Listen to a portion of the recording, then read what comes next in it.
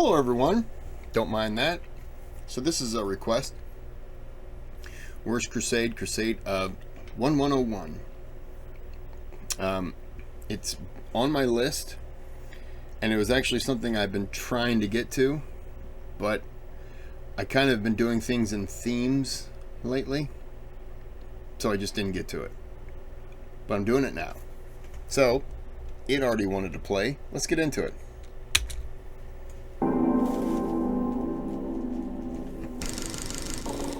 In our previous episode on the First Crusade, a surprise attack at the Battle of Ascalon sealed the victory at Jerusalem and secured the city. With their pilgrimage complete, some returned home to deliver the news, while most of the Franks...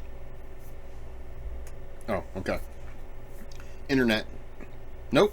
Commercial. Did you know that there's a simple combination of natural ingredients that will help you poop out pounds of... Shut up. Shut up.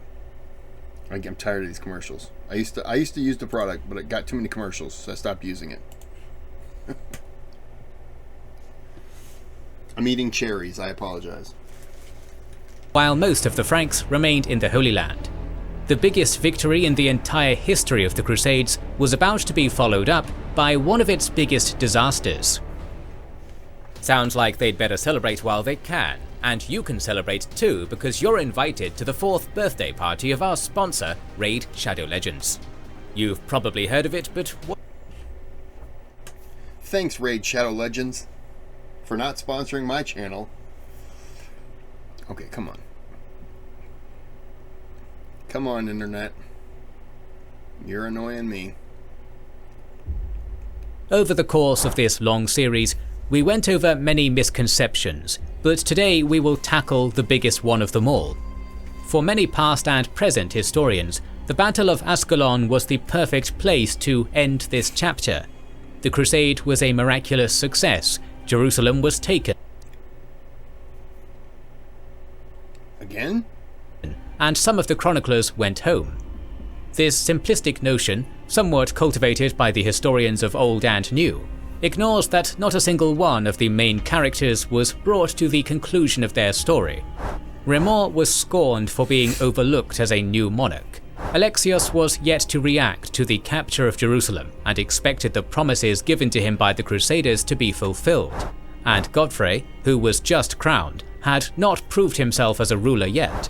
Bohemond's squabbling with everyone around him continued, the Fatimid leadership hadn't lost its resolve, and the Seljuk Sultan of Rum, Kilij Arslan, still lurked in the Anatolian mountains. But arguably, the biggest oversight of so many historians had to do with the response of the West and the fate of the expedition we now call the Crusade of 1101, which is why it is an often forgotten chapter of the Crusades. Following the return of many crusaders who spread their adventure stories, many more now wanted to make their pilgrimage to the Holy Lands. The Archbishop of Pisa, Dagobert, was particularly eager as he saw the opportunity for his republic to expand its influence to the east, a move already made by Venice and Genoa. After being appointed legate by the new Pope Paschal II, he set out with a fleet of 120 ships in the autumn of 1099. Stopping and plundering the Byzantine islands of Corfu and Kefalonia along the way. Alexios rolled his eyes once more as he had to deal with plundering Westerners and mustered his fleet. After a few skirmishes, the Pisans decided not to pick a big fight with the Byzantines and sailed east, eventually landing in Antioch. There, Dagobert gained the support of Bohemond and then finally arrived in Jerusalem a few days before Christmas in 1099. Almost immediately, the Archbishop was accepted by most of the Crusaders as the new Patriarch of Jerusalem, replacing Arnulf of Schock. This strong connection to Pisa meant that the Crusaders now had a direct line of communication and supply with the West, and no longer had to rely on Byzantine shipments. It was in the year 1100 that the new Outremer states, meaning the states beyond the sea, as they were actually called at the time, would be set on a completely different path. In May, Raymond abandoned the Levant and sailed to Constantinople, where he asked Emperor Alexios for aid to carve out a state of his own in Tripoli.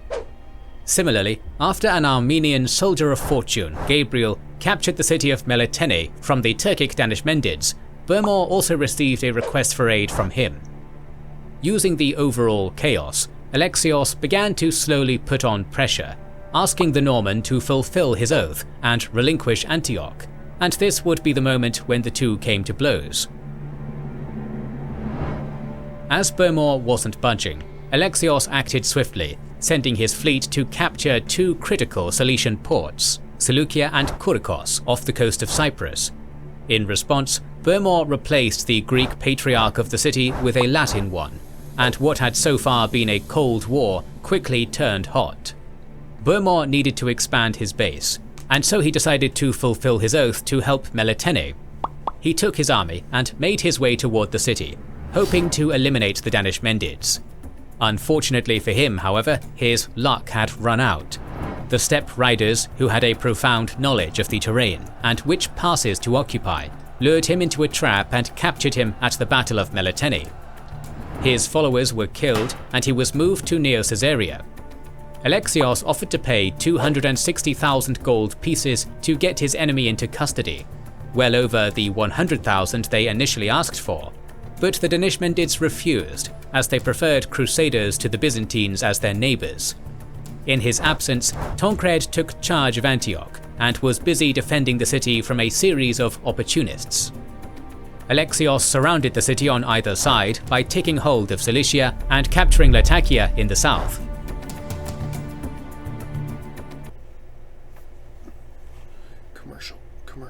Commercial.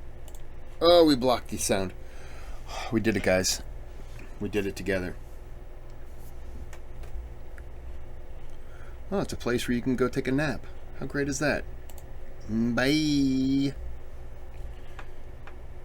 Okay. While the Eastern Romans were squeezing Antioch, Godfrey was busy expanding the Kingdom of Jerusalem to the south, making Acca, Jaffa, Ascalon, Asaph and Caesarea tributaries. But then he suddenly fell ill. After fighting off the sickness for a month and a half, he finally succumbed on July 18th, ending his almost 1-year reign. This nearly caused a civil war, as his supporters rushed to secure every tower in Jerusalem before the Pisan Patriarch could fulfill his dream of annexing the city for the papal state. Instead, the crown passed to his brother, the ruler of Edessa, Baldwin, who, in the words of his chronicler, grieved somewhat over the death of his brother, but rejoiced more over his inheritance. Baldwin of Leborg was selected as the successor of the county of Edessa. On the journey from Edessa to Jerusalem, Baldwin refused the pleas of the citizens of Antioch, who wanted him to take over the city, which he refused to do. As he made his way south, he was warned by the Emir of Tripoli that Dakak of Damascus prepared an ambush for him. With this crucial piece of intel, Baldwin located his enemy and vanquished him.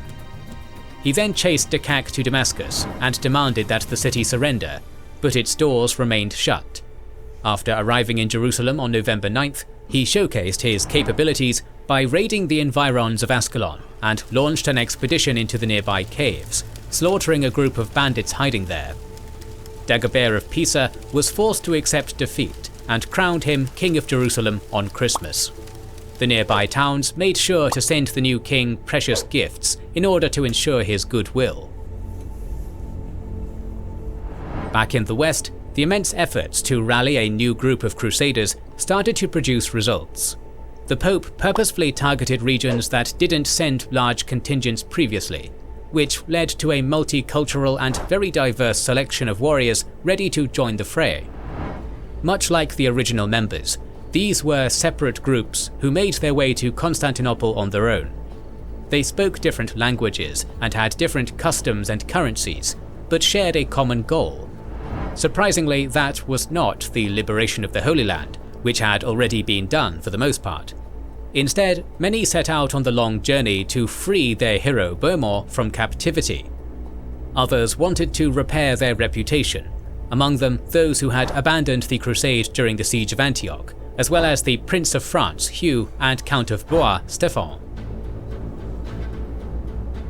The largest contingent, however, was from an entirely new region, Lombardy, led by the Archbishop of Milan, Anselm, who Pope Pascal II personally selected to lead the crusade. As he made his way through the highly populated Italian region, crowds greeted him, chanting Ultrea, Ultrea, a common pilgrim salute, roughly translating to "Have a good journey." He was joined by Milo of Monteleri, Guy II of Rochefort, Albert of Biandrate, Albert of Parma, and the bishops of Pavia, Piacenza and Tortona. While the contemporary figure of 50,000 men is vastly exaggerated, this force was at least 10,000 strong and filled with powerful knights. In late spring of 1101, the Lombards peacefully made their way through Carinthia, Bulgaria, and reached the lands of Alexios, who gave them access to his markets and supplies.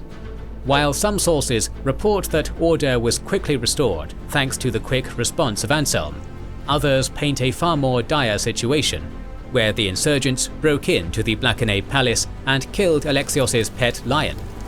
One way or another, the pilgrims were ferried over the Bosphorus and led to the chosen rallying point of Nicomedia. There they met a character we are all too familiar with, Raymond of Toulouse. The Count failed to secure a piece of the Levant for himself, so he fled to the Byzantine camp with the few men he had left and offered his services to the emperor, as his interests now firmly aligned with those of Alexios, who also considered Bohemond an enemy. The old Frank had already made the journey through Anatolia once, so he was to act as a guide. To his dismay, the majority of the Lombards were more interested in freeing Bohemond than joining the rest of the Crusaders, and refused the carefully planned route in favour of a more direct approach to Neo-Caesarea, one that took them through the heart of Kilij Arslan's territory.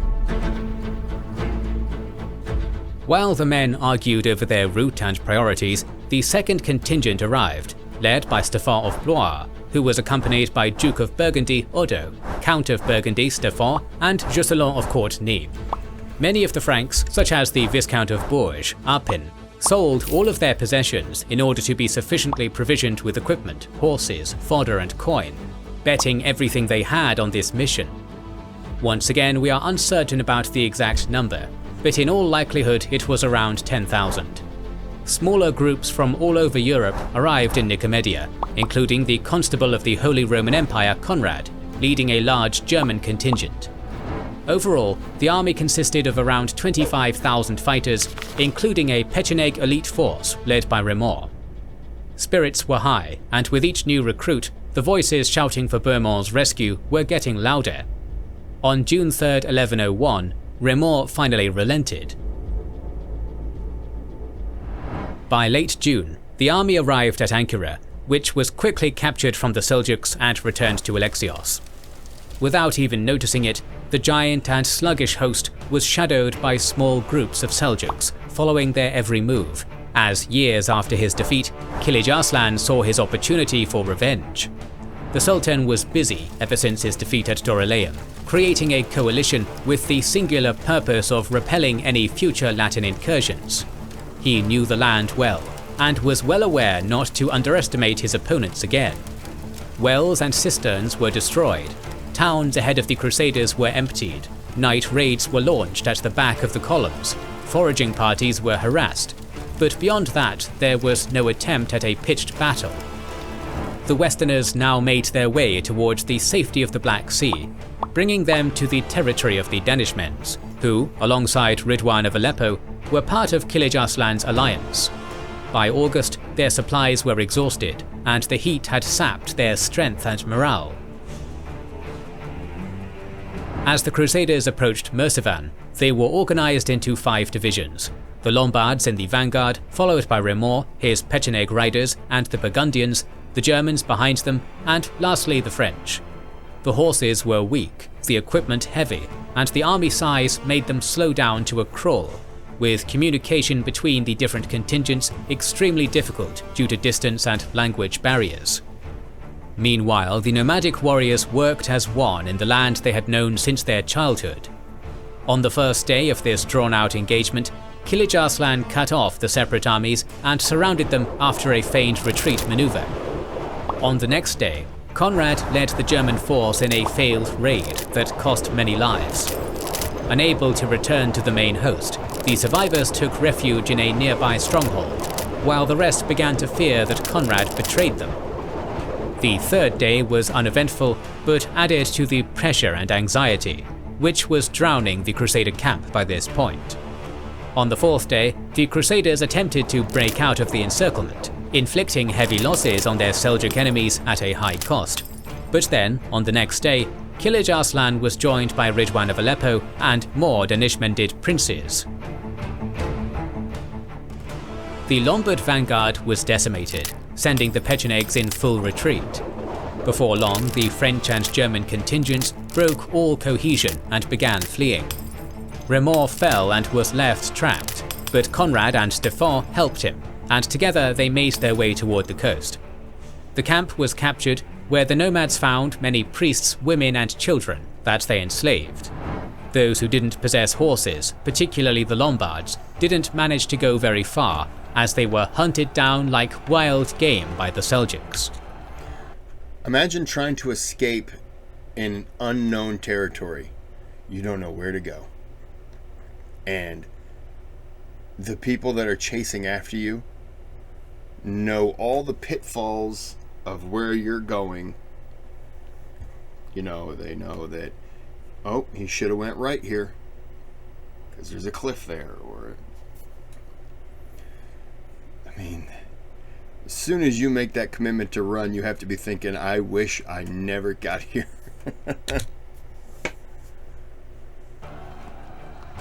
Remor, Stefan of Blois and Stefan of Burgundy fled to Sinope and sailed back to Constantinople. Anselm and Odo both died from the injuries of this battle, and the Holy Lance found in Antioch was now in the hands of Kilij Arslan. While one army was ambushed and annihilated, another formed back in Constantinople as more groups arrived. William, Duke of Aquitaine, Welf, Duke of Bavaria, William, Count of Nevers, and lastly the French Prince Hugh of Vermandois assembled, were given gifts, and swore oaths to Alexios. Together they had over 30,000 troops. The Count of Nevers was in no mood for waiting for the second group to ride out together, knowing there were others on their way to glory, so his contingent left Nicomedia and headed towards Burmoor. He came very close to the First Army on numerous occasions, but never caught up to them. At one point, he managed to lay siege to the Seljuk capital, Iconium, in mid-August, while the Sultan was distracted, but to no avail. Soon after he gathered the spoils from Mercivan, Kilij Arslan made his way against this new threat, and ambushed William at Heraclea Cabistra. The Seljuks anticipated the move towards the Cilician gates, and positioned themselves in the right place at the right time. Previously, we saw how a force of 10,000 Crusaders won multiple battles and took several heavily fortified cities, but here at the plateau of Anatolia, this force would become little more than a footnote in history. Only Count William and a few dozen knights managed to survive and reach Antioch. Unfortunately, the details of the battle are lost, possibly due to the lack of European survivors. Lastly, there was the third group led by William of Aquitaine, Welf of Bavaria, Hugh of Vermandois, Hugh of Lusignan, and the first woman to lead an army on a crusade, the Margravine of Austria, Ida. Together, they made their journey across Anatolia, oblivious to the fate of the other two forces. Thanks to the advice of Hugh, this army did follow the Byzantine plan to reach Antioch, but regardless it was still midsummer, and the same problems that plagued the rest of the Crusaders stalled their progress.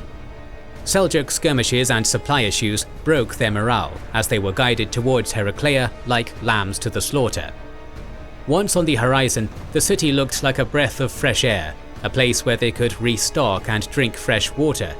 But as they neared, they saw the destroyed cisterns and dead bodies of the previous group.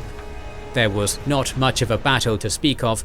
The Crusaders were exhausted, dehydrated, demoralized, and not suited for the warfare the Seljuks had perfected. Many, including Hugh and Welf, died, while others, including Ida, were captured. According to a later false legend, she then became a part of a harem and became the mother of Zengi, the future founder of the Zengid dynasty. While that claim was completely false, we cannot ignore the impact these expeditions had on the minds of the Western world. When they set out to the east, the Lombards were discussing plans on how to march on Baghdad, But in the end, this calamity reshaped the borders and mentality of the Christian world. In terms of numbers, the Crusade of 1101 is amongst the largest Crusader forces ever assembled, behind the First and Third Crusade. One can only imagine how big of an impact all these knights would have had on the depleted Crusader states, who were in dire need of reinforcements. Bavaria, Navarre, Lombardy and Aquitaine could have built entire lines of their proud Crusader lineage and continued to be active contributors to the cause, but within a single year, Kilij Arslan turned the tables. However, this failure didn't dissuade all future Crusaders. In fact, the colossal failure of these expeditions only reaffirmed the legendary status of Godfrey, Baldwin and Bohemond. It also highlighted the dangers of Anatolia and incentivized the sea route, an incentive the merchant republics of Italy were more than happy to facilitate. The Crusader states themselves were never actually called that. Instead, they were referred to as Outremer, meaning land beyond the sea in French. But if this expedition, which was clearly tied to the First Crusade, had such a profound impact on the world, why was it ignored by Western historians for centuries? Hopefully by now you will realize that this was a choice made for convenience, as well as an attempt to simplify the incredible story of the First Crusade.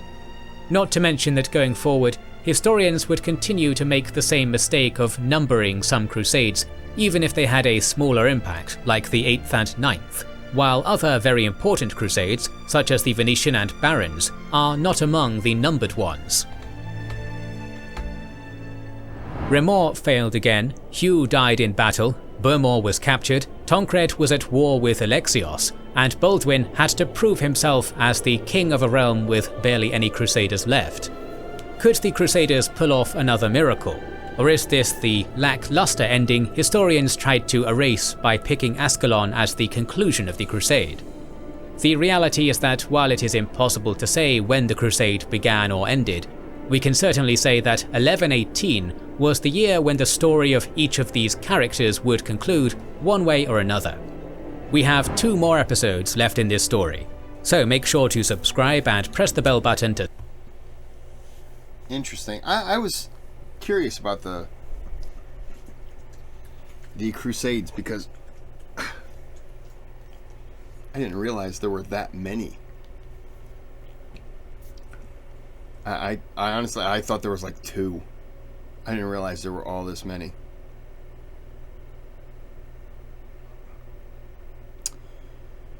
Okay.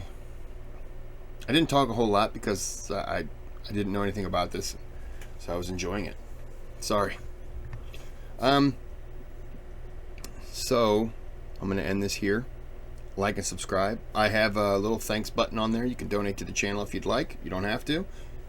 If you do, I appreciate it. If not, thanks for considering it. I'm still going to be putting out videos, so no harm there. I'm looking at a live show that'll actually be hopefully successful, but I haven't exactly pinned a date yet. But I'm thinking the day that I do, I might do a show in the morning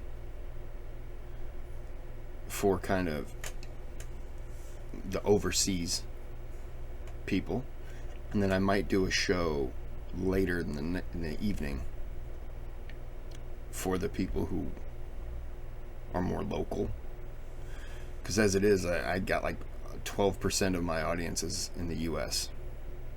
That's the biggest percent. Everywhere else makes up all around the world. So maybe get 2 of them same day. It just depends on what all is going on, so I have to figure out the best time.